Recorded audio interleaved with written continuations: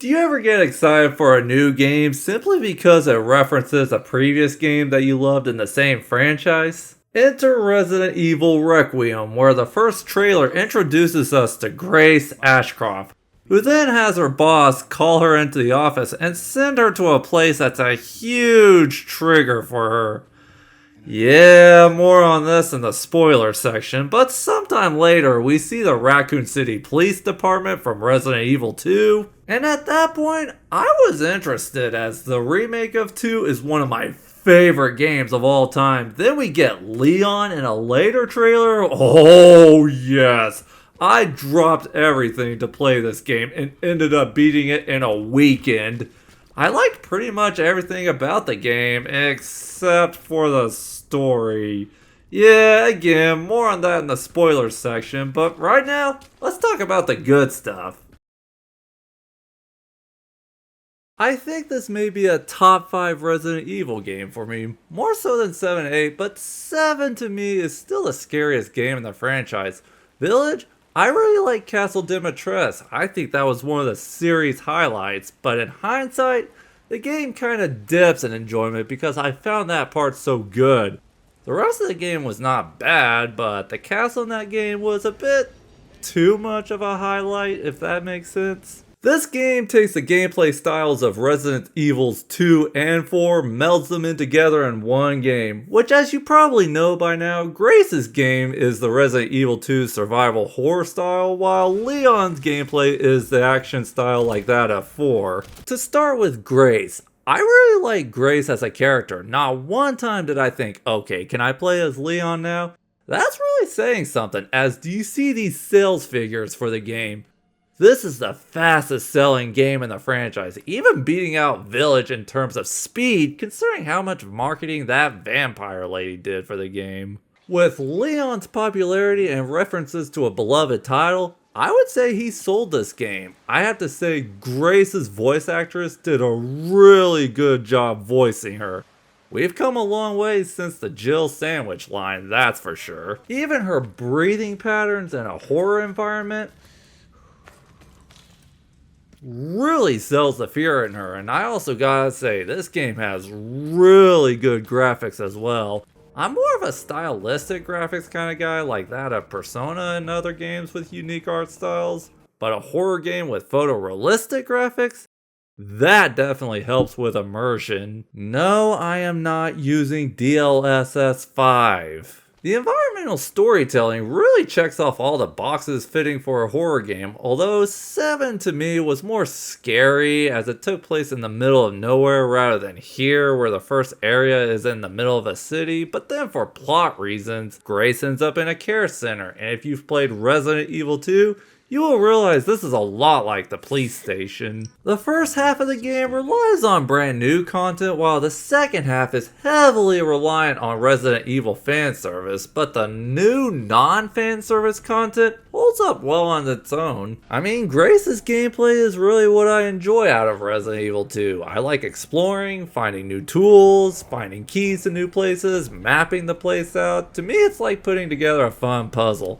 I was a bit more worried about the intelligent zombies, as while given more personality than normal zombies, I mean, I'm not going to be able to forget the chef in the kitchen specifically. I was worried there were going to be predictable patterns that would be too easily avoidable on replays, but my worries subsided when there were regular zombies like the second game. Gee, I keep talking about the second game like I'm talking about OG, when I actually have the remake on my mind. I mean, it is true the intelligent zombies are a little more scripted as the chef stays in the same area and you find a lot of the other intelligent type zombies in about the same area, but I also like that there's a bit of a previous life in them. But then, you can't forget the Shadow Ghost. Checks off all the right boxes of a scary monster who really does not like light. It actually made me scared the first time I saw it. Oh, gonna stop me from getting to the light, I see. Alright, I'll just let it chase me down this route right here, come out there, make a run for the light. Ah! It knew I was going to do that. But of course, as this thing kept chasing me around, I ended up finding this thing pretty easy to escape from, as if it appears right in front of you, you would just turn back and run to the light. Again, there's a reason I think 7 is the scariest game, plus Mr. X to me was a little more tense and scary as, other than save rooms, I found him more unpredictable. So the first half of the game you play as Grace with bits of Leon sprinkled in, but then the second half it flips. I can't really talk too much about Leon's gameplay as it would spoil some Resident Evil fan service of past games, but if you've played 4, this will feel very familiar. I did a video on the 4 remake and I still need to finish that Let's Play I have going on. But anyway, it's a lot of action, guns blazing, and you have the suitcase that you manage to inventory by Tetrising your stuff around. Playing as Leon is awesome. It feels like playing as Doom Guy. I have to say, this part with the glass windows is pretty creative. Like, you would shoot the glass and zombies would fall through. I will say, it melds the playstyles of my top 2 Resident Evil games pretty well. The horror part in the 2 remake is fully fleshed out, though as Grace, she has fewer weapons than both Leon and Claire. And one thing I think gives 4 replay value is plenty of guns to use. In fact, too many in one playthrough, but in this game, I felt like I got to use all of Leon's guns and was able to use them in the same playthrough. In Requiem, I would say it commits to both playstyles pretty well, like around 70 to 80% I would say. I really do think longtime fans will enjoy the horror aspect playing as Grace. She has been well received by the community I've been seeing, and while some fans may prefer the horror side of Resident Evil, I think some of these same fans will be pleased to play as Leon, as he's a series veteran, and really at his skill level, it would not make much sense to play as him in the horror side of things, as zombies would be stuck in the same room with him, not him with the zombies, if that makes sense. So before I get into spoilers, you may have seen that I have done nothing but praise this game. In fact, I thought about giving this game a 9. A 10 would make it right up there with the 2 and 4 remake for me, and for a new game, that's a bit of an overshot seeing as how it's still in the new game hype phase, but the story is the weakest part, and the game actually gets an 8 because the story has some rather glaring plot holes. I do in hindsight think Village should have gotten an 8 as well, so maybe more so an 8.5 with this one. But if I'm feeling nice, a 9. Cue the spoiler section.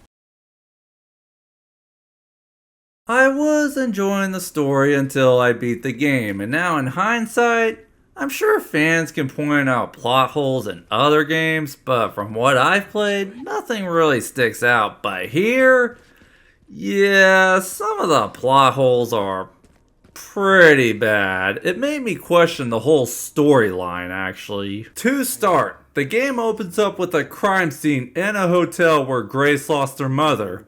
Grace was sent there by her boss, which, here's why this is odd. You later see Grace not sounding confident about whether or not she should be there to a cop, not to mention she's scared to be there as well. I mean, I know that's in character for her, which kinda proves her boss shouldn't send out a desk person to do field work. Even this note says she just goes to work, then goes home. That paragraph tells me she almost never leaves the office during work hours. Victor Gideon searched and searched like crazy for Grace, but suddenly he has her show up in the place she was sent. Like, how does that work? Did the client just request to have Grace's boss send her out specifically?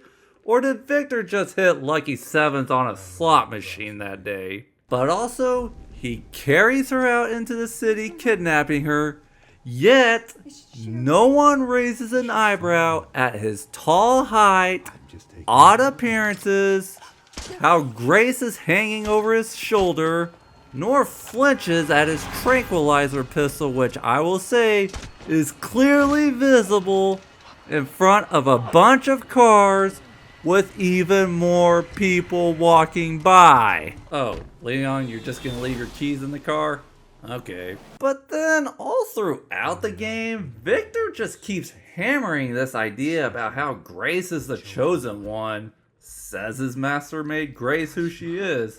There's even a document about Grace's blood matching, like, everything, but then halfway through the story... So, it was you who set up everything, but why? This Albert Wesker lookalike is Zeno. Okay, I'm just gonna go ahead and fast forward to the end. He shoots, kills Leon. I have my jaw dropped like this. Okay, that's the bad ending. The true ending? Okay, yeah, I've been teasing my disappointment with the story this whole video. I was invested and interested in this story until 3, 2, 1. This keyboard! Oh, you're scratching your head. Okay, let me explain. To back up, I did say earlier that Victor Gideon searched and searched like crazy for Grace. Then there's this note saying Grace has blood that meets criteria. Okay. What part of this machine takes her blood to verify it's her? But also, a keyboard where anyone can type the password in? I mean, why go through all this trouble to find the chosen one?